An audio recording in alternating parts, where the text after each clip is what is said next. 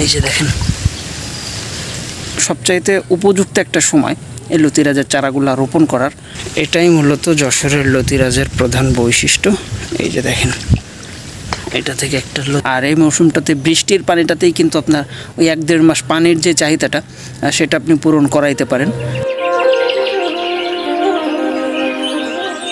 দেশ ও দেশের বাইরে থেকে যে বা যারা আমাদের আজকের ভিডিওটি দেখছেন সকলকে জানাই আন্তরিক শুভেচ্ছা ও অভিনন্দন।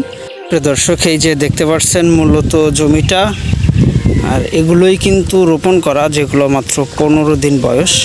আর পুরাতন জমির চারা হলে ঠিক এভাবে আপনার দেখে মনে হবে যেন গাছগুলা মারা যাচ্ছে বা গাছগুলা বাড়তেছে না কেন, কিন্তু আসলে এটা কোনো বিষয় না। মোটামুটি পানি বাঁধানো আছে, এটা কিন্তু বৃষ্টির পানি।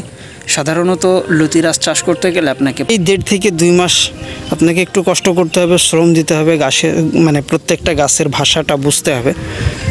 এই যে দেখেন, 1-1.5 ইঞ্চি পানি রাখার যেই কথাটা, সেটা অবশ্যই আপনাকে খেয়াল রাখতে হবে। পুরো জমিটাতেই যেন আপনি এভাবে পানি রাখতে পারেন। এখানে 2000 পিস চারা রোপণ করা আছে। দেখেন, ঠিক একেবারেই সোজা করে প্রত্যেকটা চারা থেকে চারার দূরত্বটা 1 হাত দিয়ে, এবং প্রত্যেকটা লাইন থেকে অন্য লাইনের দূরত্বটা 1.5 হাত দিয়ে রোপণ করতে হবে, যেন আপনি এটার ভিতরে ঢুকে লতিগুলা কাটতে পারেন। দেখতে পাচ্ছেন। আর এভাবে সঠিকভাবে যদি আপনি পরিচর্যা করতে পারেন, যত্ন করতে পারেন, বা প্রত্যেকটা গাছ থেকে আপনি প্রত্যেক সপ্তাহে 7-8টা করে লতি কাটতে পারবেন এসব গাছ থেকে। মূলত এটাই যশোরের লতিরাজ। অনেকে যারা প্রশ্ন করেন এখন কি চারা রোপণের সময় আছে কিনা বা চারা রোপণ করা যাবে কিনা, অবশ্যই এখন করা যাবে। এর প্রধান কারণ এই যে পানির একটা ফ্যাসিলিটি দেখেন,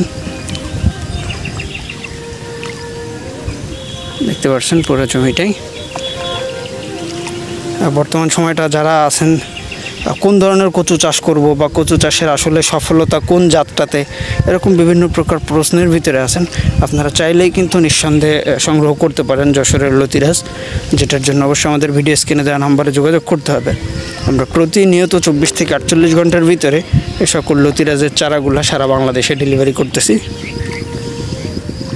এই যে দেখতে পাচ্ছেন।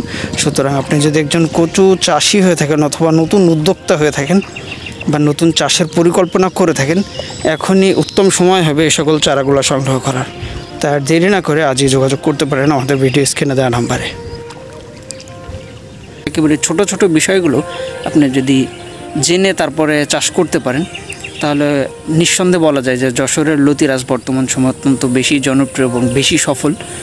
প্রিয় দর্শক, এই ছিল মূলত আমাদের আজকের ভিডিওটা। দেখা হবে পরবর্তীতে আবার নতুন কোনো ভিডিওতে। সে পর্যন্ত সবাই ভালো থাকবেন, সুস্থ থাকবেন। আল্লাহ হাফেজ।